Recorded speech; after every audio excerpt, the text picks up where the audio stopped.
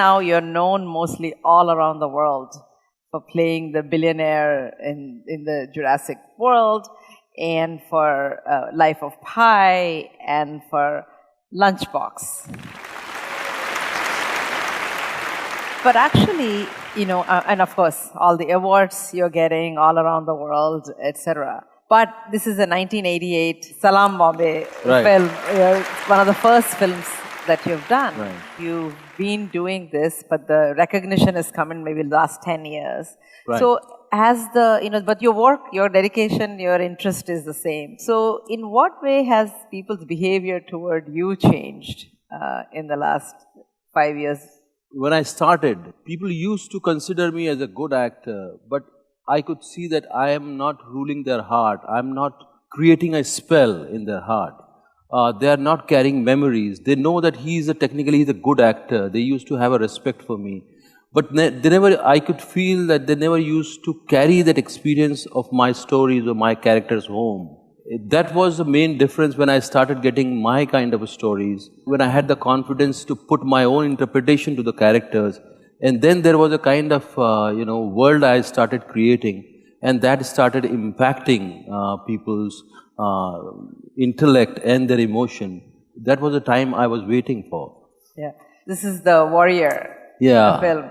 So you talked about your turning point. In what way was this film for yourself a turning point? I was doing television, a lot of television, and most of the television was verbal drama. There was no behavior in it. It was mostly informative drama where you have to tell the audience what's going in your head, what you are thinking, everything you have to verbalize. Very literal. Literal. Yeah. Like, a housewife can be in the kitchen, but still if she's hearing the television, she could follow what's going on. She doesn't need to look at it. Okay. So that's interesting. Yeah. Okay. So that was a kind of limitation, and I used to struggle with it. Whenever I used to go for the shoot of these series, sometimes the producer used to get bugged. I used to hear saying them that, "Arey yaar, ye aa gaya, ye scene lamba kar dega." So they just wanted me to, blurt out lines, as fast as I could, so that, they can save money in the editing. They can save money otherwise as well. They didn't want any kind of behavior. Even if sometimes I used to think that, this guy shouldn't look like this. It should look somewhere, somebody else. They used to dissuade me, because everything costs money.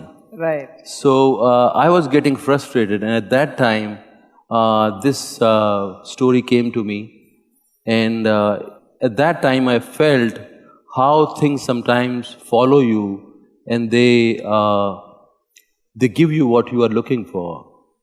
I was looking for a story where I could behave in that story, where I don't need to rely on lines to communicate. And this story came to me, and I was reluctant to go because the casting director told me there's a guy from London, and he's looking for a actor who can play warrior. Now I know my physicality, and I said, no, I'm not going there because he must be looking for a bodybuilder kind of person, and I don't fit in. He said, no, please go and meet him. And the time I entered the room, I had some feeling. I met this director, Asif Kapadia, and then we started talking. And then we kept on talking. And I had a feeling that there's something waiting for me here. Yeah. And then the process started. And at that time, I was also indulging myself in production. So whatever money I earned, I have already invested in some pilots. And they were supposed to be approved. So I did the shooting of this film for 2.5 months. And then there was a kind of a spell of this story. This is the first time I experienced what a story can do to an actor, how it grows on you when you are continuously shooting a story, or when you are, continuously dealing with that character, how that character, that story create a spell on you. And it becomes a part of your experience. It becomes real for you. And at the end of the shoot, my wife came to the shoot, and she was worried about the money which we have already invested in television. And she was saying, what do we do about that? And suddenly something said from inside me, I said, just forget it. Life is showing me some path. Let me follow it. I don't care how much money I put there. I know, I have seen production. I am not made to deal with that kind of life. I cannot become a producer where I have to think I have to think about money, how to save money. Where you have to tell your actors to talk fast so you can save money. Yeah. Exactly. So that this film showed me a path, and I just followed it, and my life changed after that. Yeah. So do you find there is a difference between, maybe it's being too general, or is that the movies in the West versus movies that are made here, is when you work with Ang Lee to make Life of Pi, or is there a certain way of developing a character that's very different than when you work here, or is it just with the director? Like, there's one more thing of Maqbool, which is also another film. In the Indian cinema, that's one of the things that was really very powerful character that you played, or a powerful story. So is it that the particular director you get, or in the East versus West, are there different ways that we make films that make you an actor in a different way? See, there are a few differences, and they are very, very important differences. Like, sometimes in our industry, we are the center of the story is the image of the star, and all the departments serve that image. All the characters around him serve that image. The films which I do in Hollywood, there the center is the story, the power of the story.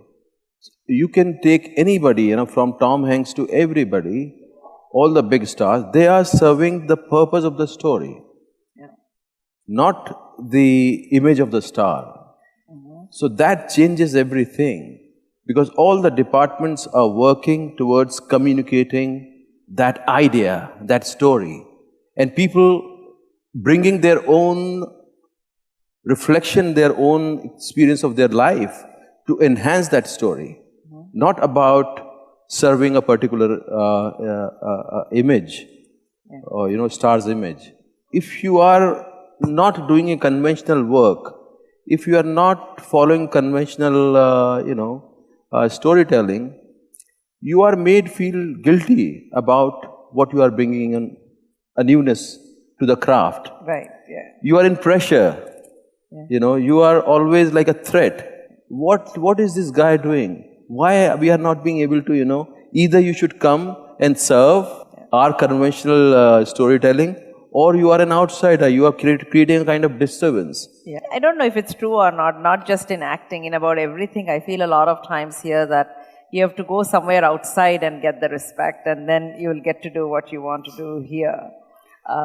Is that your experience? No, I think it's the audience which really felt nice about a person from their country getting recognition there, but not the industry. Industry only react to the business.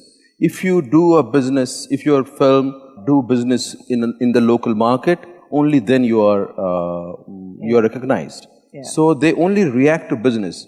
That's sometimes it's a limitation for anybody. It's not an encouragement. So now we know you. Most of the people know you only through the characters that you play, which are most often very deep, very serious. So, is there a lighter side to Arrfan Khan? I mean, is there a goofy side to Arrfan Khan? Or are you your characters? I keep doing it, from time to time, like Piku I did. Right, yeah. But I'm more drawn towards lighter side of life. It's just that, I didn't have choice. That's why I kept on doing all these films. Yeah. But I don't enjoy intense. but as a person, what are you? What's your idea of having fun? I am drawn to humor. I'm drawn to lightness, not the usual intense stuff. It bores me completely. I run away. So if you weren't doing films, if you want to hang out with a bunch of friends and not discuss some storyline or something of that sort, what are the sort of things you like to do? Anything. you know. I like sports, physical sports. I love to play physical sports wherever. Sometimes, you know, we used to play, I used to have cricket bat and kites in my, you know, back of my car. Whenever I used to get chance, you know, we used to just go down and play. Yeah. Earlier, I used to, you know, I used to stop my car at the street and I used to play with you know, on Sundays in town, people play cricket on roads. Yeah. So I love physical sports. I love adventure in forest.